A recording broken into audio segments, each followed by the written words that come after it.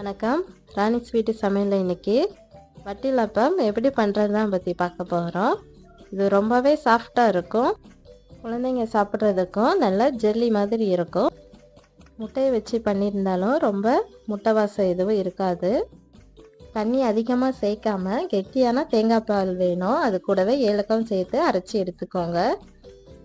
ஒரு மிக்சி ஜாரில் 5 முட்டை உடச்சி சேர்த்துக்கோங்க. இது ஒரு அரை நிமிஷம் லைட்டாக அரைச்சா போதும். இந்த அளவுக்கு 1 கப்பு கெட்டியான தேங்காய் பால் சேர்த்துக்கிடணும். 1 கப்பு தேங்காய் பால் எடுத்துருக்கு. அதுக்கு 1 கப்பு கருப்பட்டி இல்லைன்னா நாட்டு சர்க்கரை சேர்த்துக்கலாம். கருப்பட்டியாக இருந்தால் உடச்சி 1 கப்பாக சேர்த்துக்கிடணும். நான் நாட்டு சர்க்கரை தான் எடுத்திருக்கேன்.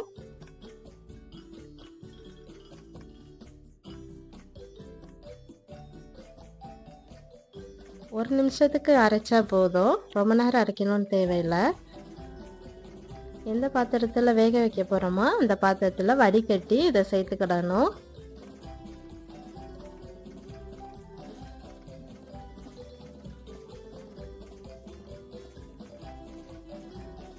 ஒரு அடிகனமான பாத்திரத்தில் தண்ணி ஊற்றி ஸ்டாண்டு போட்டு தண்ணி கொதித்ததும் நம்ம கலந்து வச்ச முட்டை மிக்ஸை வேக வைக்கணும். அடுப்பை சிம்மில் வச்சுருங்க. கரெக்டான மூடி போட்டு வேக வைக்கணும். 25லேருந்து 30 நிமிஷம் வரைக்கும் வேக வைக்கணும். 30 நிமிஷம் ஆகிட்டு பாருங்கள், கத்தி வச்சு பார்க்குறேன், நல்லா ஒட்டாமல் வந்திருக்கு. இது நல்லா ஆற வைக்கணும். ஆறினதுக்கப்புறம் தான் ஒரு பிளேட்டில் மாற்றி வைக்கணும்.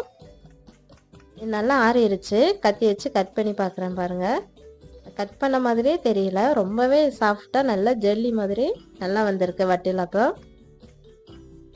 பாருங்கள், நீங்களும் வீட்டில் செஞ்சு பாருங்கள். ரொம்பவே நல்லா வந்திருக்கு. டேஸ்ட்டும் ரொம்பவே சூப்பராக இருந்துச்சு. இந்த வீடியோ பிடிச்சிருந்தா லைக் பண்ணுங்கள், கமெண்ட் பண்ணுங்கள், ஷேர் பண்ணுங்கள், சப்ஸ்கிரைப் பண்ணுங்கள். நீங்களும் ட்ரை பண்ணி பாருங்கள். தேங்க்யூ.